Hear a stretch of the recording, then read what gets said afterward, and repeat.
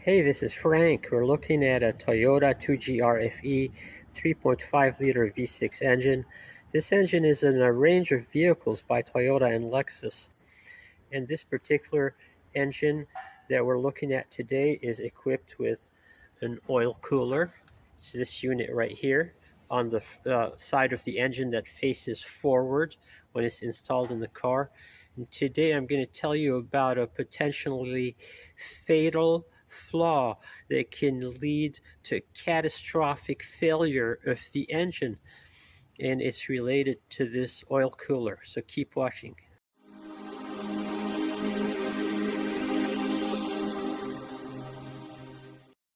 This oil cooler was the subject of a Technical Service Bulletin, or TSB, by Toyota. And this lists the vehicles that are affected: Highlander, HV, Highlander, Sienna, and Venza, all equipped with the tow package oil cooler. And this TSB number is 0201-11. I'm going to post a link to it in the comments. Let's talk about what this oil cooler does and how it works. First, you see these two lines that come out of the oil filter housing.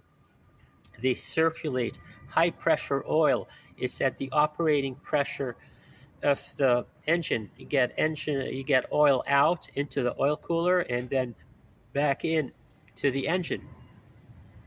On the other side, you have two hoses with coolant that circulate water or coolant from the engine into the oil cooler and out. So this is a heat exchanger, and what it does is when the engine is cold, it brings the oil up to the temperature of the coolant, and then as the engine warms up, if you're towing or driving uphill and your oil heats up, then the coolant will cool down the oil. So it works both ways as a heat exchanger.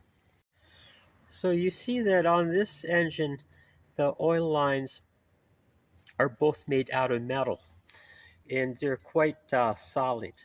But the problem is that on a range of engines, they came from the factory with rubber oil lines instead of these metal oil lines.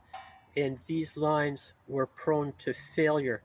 So what could happen if they developed a leak somewhere along the line, or if they radically burst, you could start losing oil, or you could catastrophically lose all of the oil from the engine being pumped out by the oil pump within seconds, and it's game over. To their credit, Toyota did issue this technical service bulletin to replace these original rubber lines with metal lines. It's not known to me whether on this particular engine it came this way with the metal lines from the factory, or whether this was done as part of the TSB.